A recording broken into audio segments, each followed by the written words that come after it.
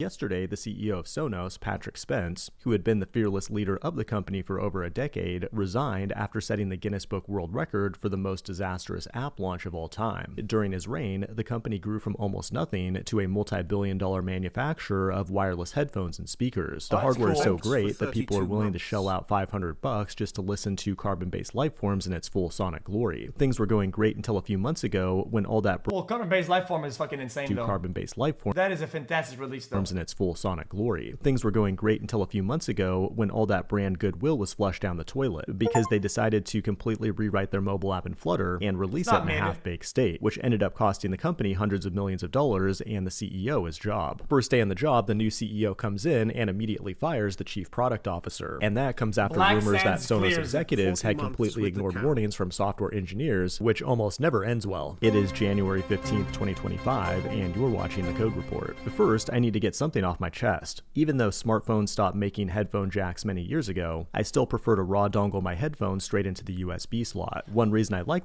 Dude, I still do this. Guys, I still plug in. I love technology, okay? And I still don't do it wireless. I have only wired. I got two on my left. That is because there's no stupid app to download just to make the hardware work. But that's just like my opinion, man. Sonos and Patrick Spence deserve a lot of credit for commoditizing the headphone and speaker market. But one problem with the business model is that once the market's saturated, it's hard to continuously extract money from the customers. As a tech company, Sonos wanted to build a platform with software and apps that controls everything that makes sound. A good idea in theory, but the execution was terrible. They pushed an app update a few months ago that was supposed to improve the user experience, but instead it rendered everybody's existing products useless and removed many of the basic features that people expected. Like if you had multiple speakers connected together, you would have to adjust the volume for each one individually instead of adjusting them all simultaneously. The internet started freaking out and it received a flood of bad reviews on the App Store. The bad reviews were so bad that it appears Apple had to step in and remove them. A few days later, the CEO then had to do the walk of shame with a YouTube apology. We're fixing the app as fast as we can and we're making great progress.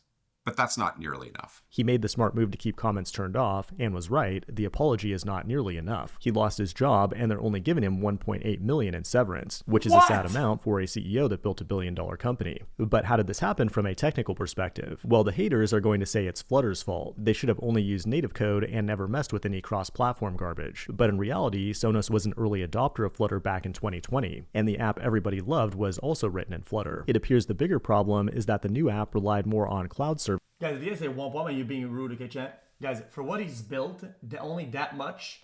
Guys, imagine what you would be getting if there wasn't laws to protect you against that shit, okay? For what you've built for the company you were maybe lost your job from. It'd be in the fucking pennies. Hey, let's give it a buck. Hey, let's give it a buck. It would be in the fucking pennies. It'd probably be under $1. Services over the network, as opposed to just connecting to the speakers locally. This might be required to build a truly smart speaker system, but when they released the new app, they failed to test and stabilize all its new features, and it resulted in all kinds of connection issues for customers. But once again, this is not an issue of incompetent engineers, but more an issue of corporate executives trying to push out a product before it's ready. Here's what a Sonos engineer said in his own words.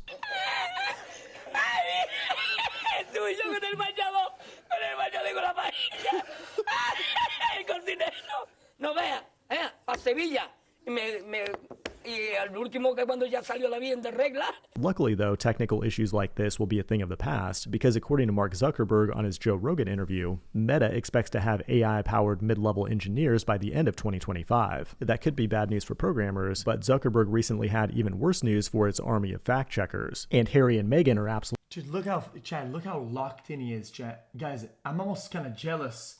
Dude, this brother is so locked in. I have rarely seen that. But Zuckerberg recently had even worse news for its army of fact-checkers. And Harry and Meghan are absolutely furious. Zuck is getting rid of fact-checkers and replacing them with an X-style community note system. That's a much better approach, but why has Zuck suddenly become a free speech champion? It might have something to do with the fact that Meta has ongoing legal battles with the Department of Justice, or maybe it's the fact that Trump once threatened to throw Zuckerbucks in jail, and now he's doing the best he can to play the victim. But I might also go to jail myself myself the because new I've been using the xQcL. trademark JavaScript logo in my videos. What you may not realize is that the JavaScript logo is owned by Unbound. Oracle, and recently the team behind Dino asked them to voluntarily withdraw their trademark so that it can be used freely by the community. Well, Oracle was like, nah bro, and now they're entering a legal battle where they'll start the discovery process to show how JavaScript is a widely recognized and generic term that falls outside the scope of Oracle, but it might take years before they actually resolve this dispute. There's a lot going on in the world today for developers, and if you want to keep up on it, you should be going to daily.dev on the daily. It's a complete